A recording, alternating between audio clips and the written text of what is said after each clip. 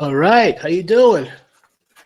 Premium account is required in order to stream on the platform. You subscribe or X or stream or a different destination. Hold on a sec.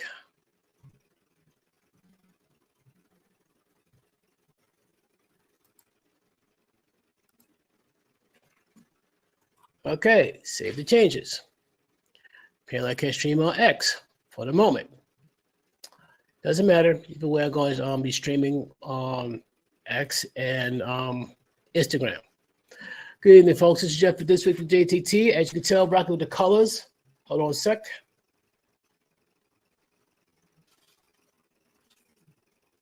Yes, it's about that.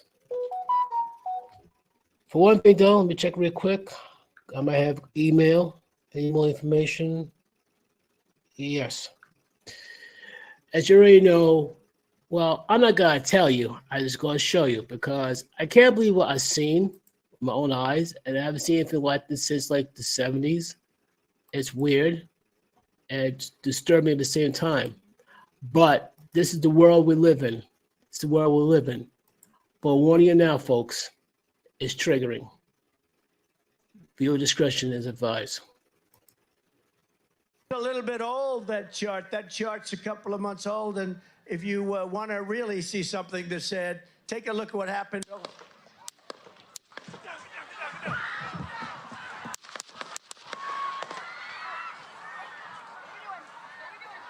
Yeah. It was an attempt on Donald Trump's life. He's doing a rally in Butler, Pennsylvania. Now, apparently, if I heard correctly, though, the shooter has been taken out. He's been identified as a 20-year-old young male. I'm not going to give his name because he does not deserve recognition. He does not deserve the recognition of being the man who tried to take out Donald Trump. So I'm not going to mention his name. I refuse to. I'm not going to acknowledge his name. I'm not. Too many of these people who cause harm to innocent lives, it's sickening that they get their names recognized. Will it be attached to a crime they committed? No. No. But as you can tell, you got the Secret Service agents surrounding Trump. You got special units, armed units surrounding him. They're surrounding him. Okay, this is Trump right now, being surrounded by secret agents and Secret Service. Watch out. And look at this, fist in the air, pumping his fist in the air, telling the public to fight, fight, fight, never give up. Classic New Yorker, too stubborn to give up, which is why we love him. And of course you hear USA, USA, USA. Incredible. Like I said, the shooter has been killed. Unfortunately, there has been a casualty. Another person had been nearby. He got killed, unfortunately, by the shooter. Unfortunately, sadly, I didn't get the person's name, but when I get the person's name, I gotta find out later on. And that person's name, they deserve recognition. This person, his personal only crime was to come to show support for Donald Trump. Plain and simple. But it's sad. It is very, very sad, very troubling. It's very troubling indeed. But trust me, this is not the end of it, though. There's a lot more to go, basically. Like I said, Trump is tough. He's brave. And he's not giving up. He's not going to stand down. He's not going to give up. In fact, I'll show you this is what Trump is about what? Maybe about 24 hours later.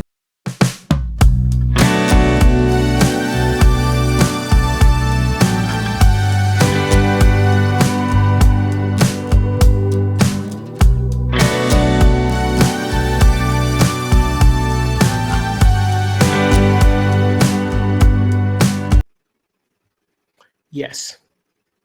Despite the fact there's a lot of blood, he got his ass shot. And which is kind of strange, though. Had he turned out direction, in other words, he dodged his own demise, maybe by an inch or less. That's unbelievable. Totally Unbelievable.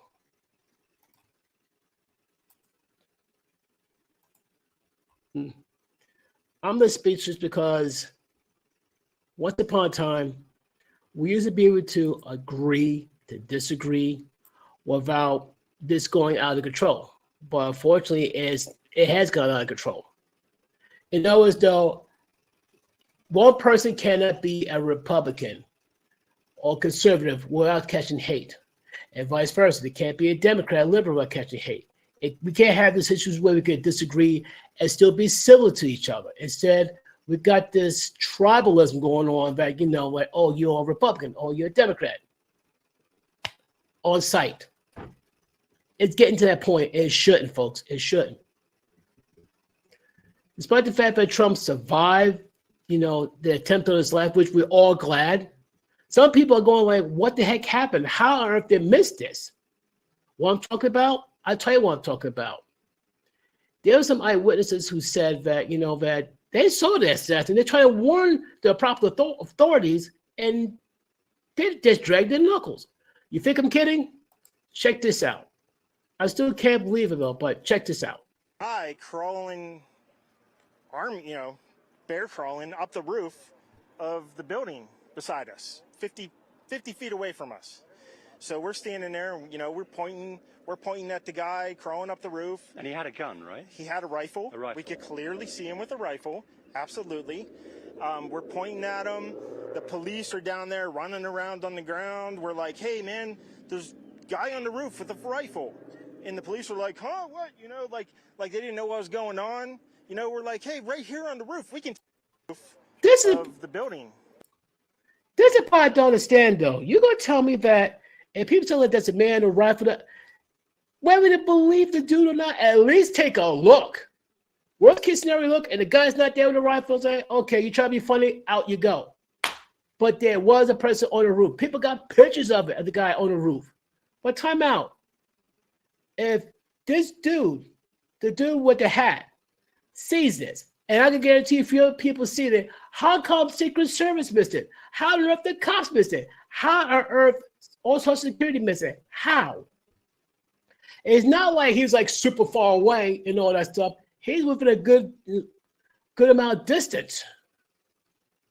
It's confusing. I don't get it. I don't get it at all. Beside us, 50 feet away from us. So we're standing there, you know, we're pointing at the guy crawling.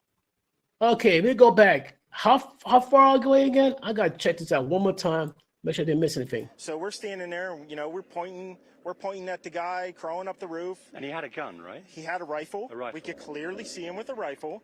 Absolutely. We're pointing at him. The police are down there running around on the ground. We're like, hey, man, there's a guy on the roof with a rifle. And the police were like, huh, what? You know, like they didn't know what was going on. You know, we're like, hey, right here on the roof. We can see him from right here. We see him. You know, he's crawling. And next thing you know, I'm thinking to myself, why is Trump still speaking? Why? Exactly. We find a way to talk the distance, though. This gotta be it. 50 feet away from us. Okay, you heard him say it. 50 feet away, that's not a long distance. How on earth, if he sees it, other people, how on earth everybody else miss it? And suppose, like, you know, Secret Service, something's not right here. Something's not right. Something's not right at all. And next thing you know, I'm thinking to myself, why is Trump still speaking? Why have they not pulled him off the stage? I know. But then again, I had to think about it, though.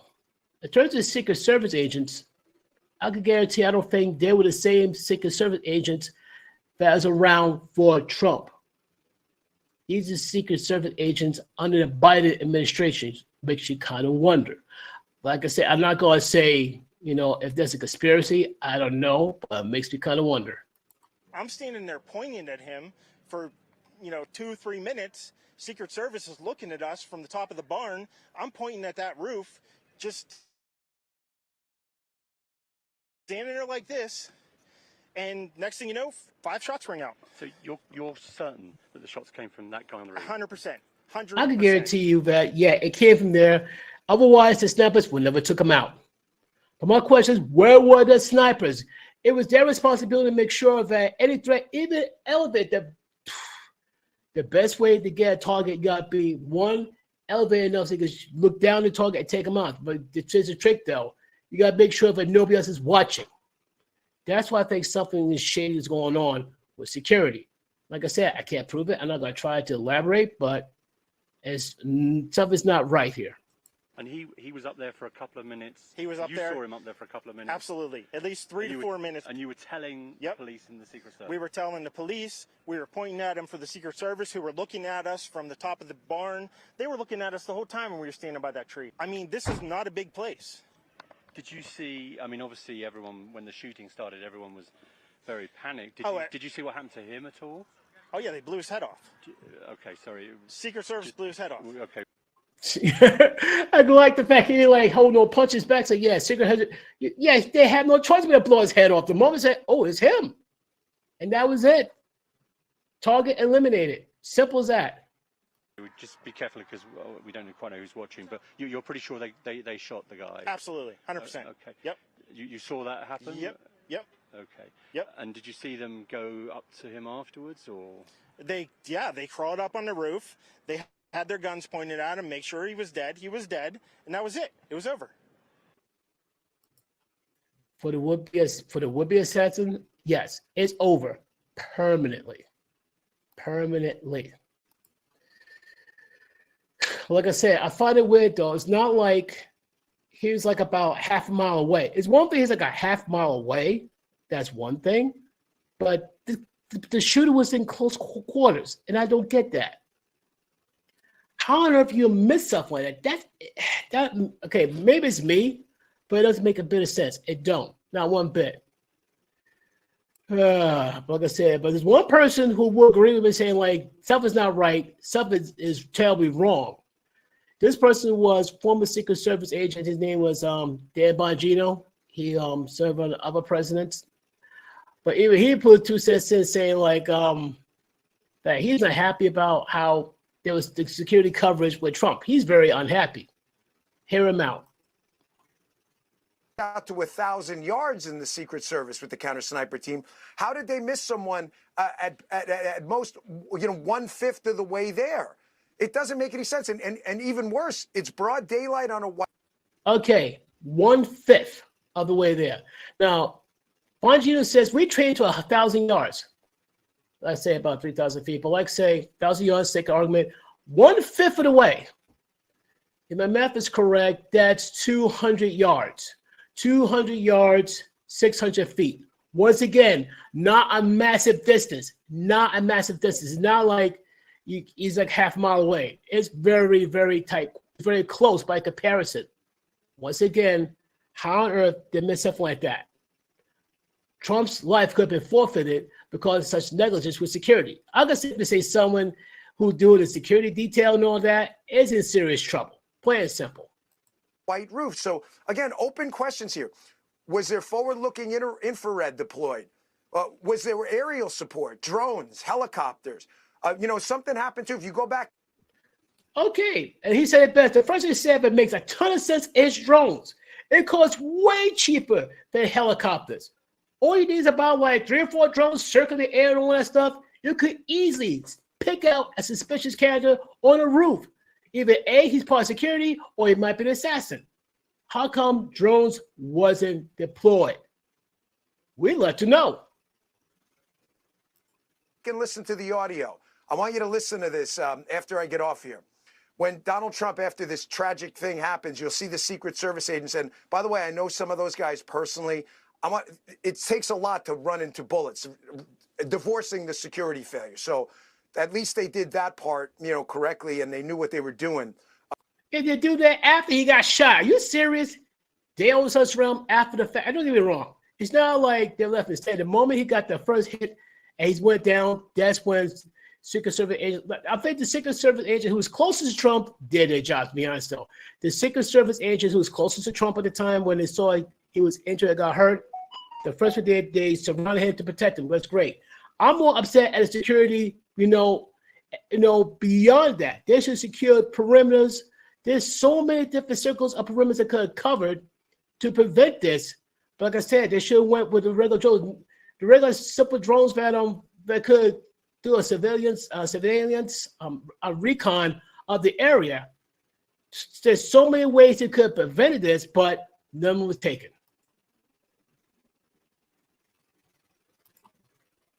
After the security absolutely failed. But you're going to hear something if you listen closely. The guy mentions Hawkeye on the scene. He's talking about those two, the black BDU with the tactical gear CAT element, that two-man CAT element. That stands for Counter Assault Team. That's a Secret Service Special Weapons Team, equivalent to our SWAT. So they're there. They all deployed and did what had to be. Okay, I got to point out this right here. This right here where Trump pump his fist up. In the backdrop, the American flag with the Secret Service. Yeah. Ooh, yeah, that's a big deal. That is a big deal. That the bunting around the front of the stage is probably armor. Donald Trump knew to duck. I mean, most people would. He saved his own life. That's just a fact. The evacuation did not go right. I mean, the rule with the Secret Service is cover the protectee and evacuate. The other rule is maximum to the protectee, minimum to the problem. Why minimum to the problem? Because you don't know that's the only problem. It could be a distraction. There could be another person in the crowd. So if you don't jump on the protectee, you could be looking at multiple shooters. So at least that part, the guys there, stepped up there. But the failure here is absolutely catastrophic. And I got to tell you, the Secret Service should be very careful. I can tell you and absolutely confirm from the horse's mouth, from multiple people, not just one. And I saw Congressman Waltz text this out before on X. There have been repeated requests to increase the security footprint around not just the residences of Donald Trump, but the body itself. And they have been rebuffed. Like I said, I can tell you actual quotes. The Secret Service directors completely failed and candidly should resign today. Let me see if I heard this correctly, though. Because I'm going like, what? Their request to increase security around Trump and other things, and they rebuffed it. Yeah. I don't think it's a coincidence, folks. Stuff is not right. Stuff is not right at all. Not the least. But here's the irony, though. This is why I have a hard time believing him saying, like, that, it's not just as I'll put it this way, though. One person believes that this was not just a coincidence. In fact, this was predicted. The person going to hear next is Tucker Carlson. He predicted this. And when you hear him speak, listen carefully and take notes in your mind of what happened as he said these things. You'll be going like, whoa. Tucker Carlson, folks. Called him names. He won anyway. They impeached him twice on ridiculous pretenses. They fabricated a lot about what happened on January 6th in order to impeach him again. It didn't work. He came back. Then they indicted him. It didn't work. He became more popular. Then they indicted him 3 more times. And every single time his popularity rose. So if you begin with criticism, then you go to protest, then you go to impeachment, now you go to indictment, and none of them work, what's next? I mean, graph it out, man. We're speeding toward assassination, obviously. And no one will say that, but I don't know how you can reach that conclusion.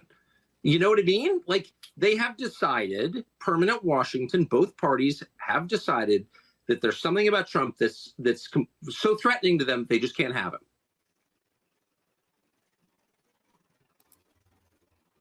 And there you go.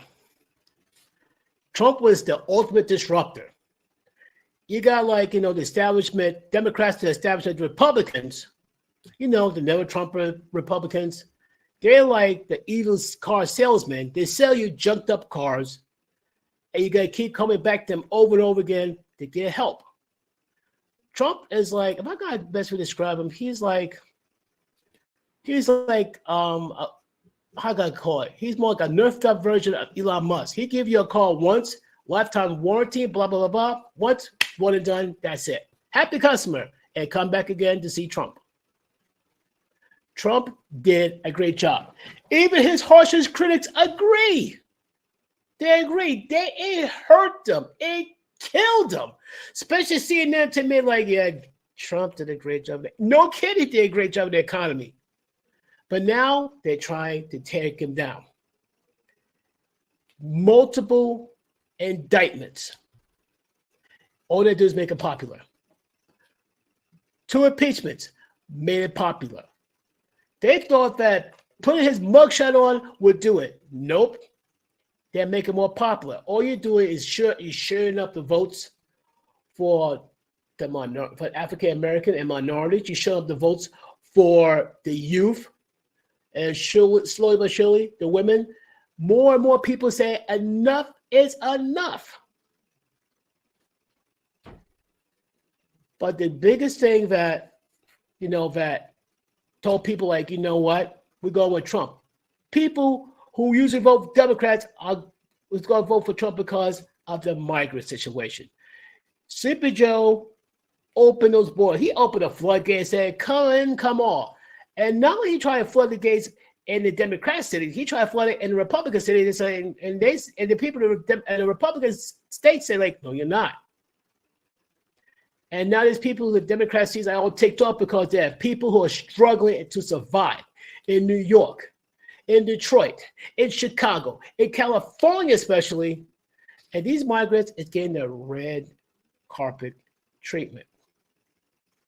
So basically, these people are getting free food, board, some cases like to get licensed, in some cases to vote in municipalities. They say, oh, they won't vote in general elections. Right. Right. No offense, and to this administration, I don't trust it. We should stop getting away from this like, oh, these people mean us no harm. So you sure you want to find out what the next 4 years is going to be like with Biden? You sure you want to find out? I mean, I don't begin to imagine how much worse inflation would get. I mean, like between food prices going up, gas prices going up, cost of living going up, I mean, really going up. People are going to vote with their wallet, not with their feelings or their pride. Because last time I checked, your feelings and your pride does not pay the bills. But here's the thing. Trump has gotten so popular, he became a paramount threat to the establishment. He became a serious paramount threat. So I could recommend this. I don't care what the administration said. I don't care. Increase the security on Mr. Trump and his family. Because now the target has gotten bigger. Because Trump didn't go down and he didn't back down, the target is bigger. Now, supposedly Biden talk to Trump, make sure he's okay and all that stuff. Then you got the Obama wishing him well wishes. Then you got Pelosi. I'm like, no offense, I call cap on that. They probably said they wish him well and all that stuff, but there are other powers saying like, we got to do better. Trump's a threat. Yes, Trump is a threat because he's going to be the one to try to get it right. But there's only one thing that scares me more.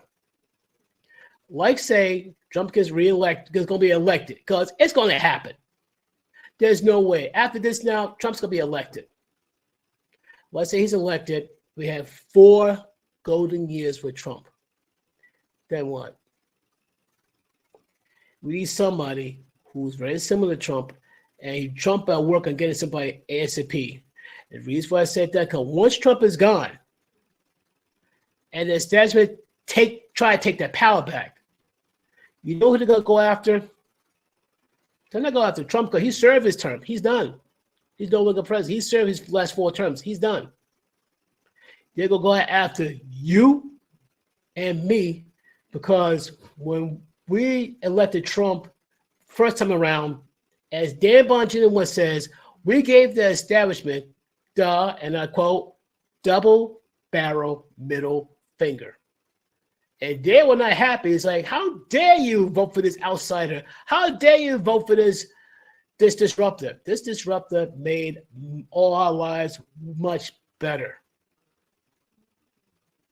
but you got the establishment. They don't let go of that power, and absolute power corrupts absolutely.